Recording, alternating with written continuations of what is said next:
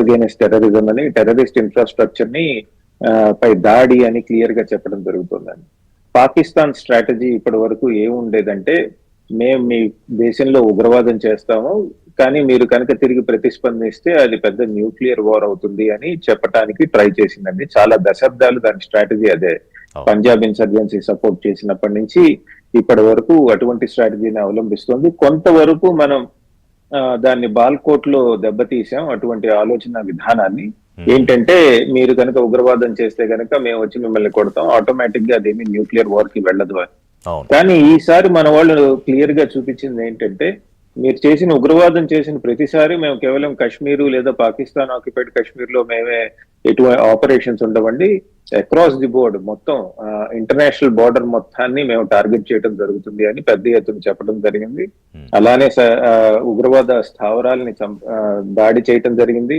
అక్కడ ఉన్న పెద్ద పెద్ద ఉగ్రవాద నాయకుల్ని చంపడం జరిగింది. పెద్ద పెద్ద అనే కంటే దుర్మార్గపు ఉగ్రవాద నాయకుల్ని చంపడం జరిగిందని చెప్పుకోవాలండి. అలా చూసుకుంటే కనుక మనం చెప్పిన ఆబ్జెక్టివ్ ని క్లియర్ గా మనం సాధించడం జరిగిందండి.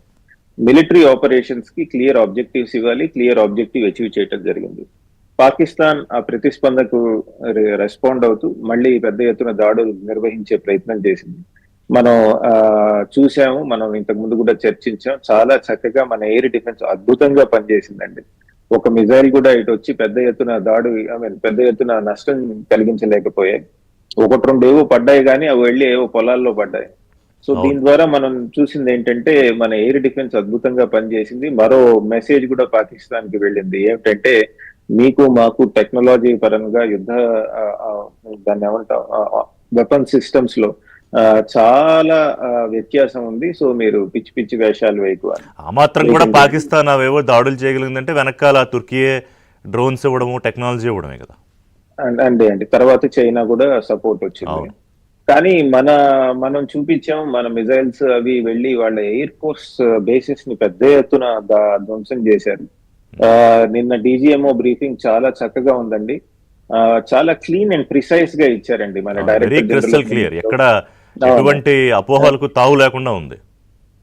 అట్ ది సేమ్ టైం ఎక్కడా కూడా కొద్దిగా అతిశయోక్తితో మాట్లాడినట్టు కూడా కాకుండా చాలా చక్కగా చెప్పారు. ఉదాహరణకి మీరు పాకిస్తాన్ విమానాలు ఎన్ని పేల్చేశారు అంటే చెప్పుకుని ఉండొచ్చు అండి, 10 పేల్చామని చెప్పుకుని ఉండొచ్చు. కానీ అట్లాంటిది కాకుండా ఆయన చక్కగా చెప్పారండి. చాలా వాటిని టార్గెట్ చేయడం జరిగింది, చాలా వాటిని కింద పడేయటం జరిగింది.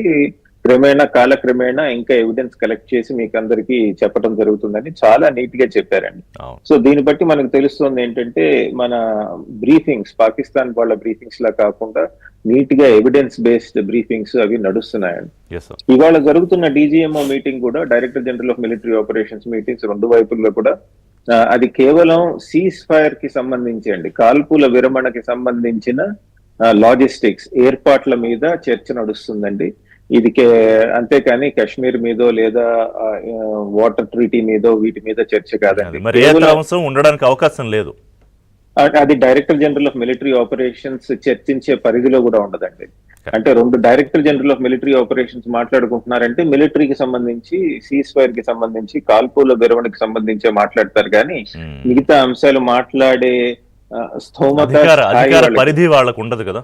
ఉండదండి, కరెక్ట్ గా చెప్పారు. అధికార పరిధి ఇది కరెక్ట్ వర్డ్, దానికి వాళ్ళకు ఉండదు.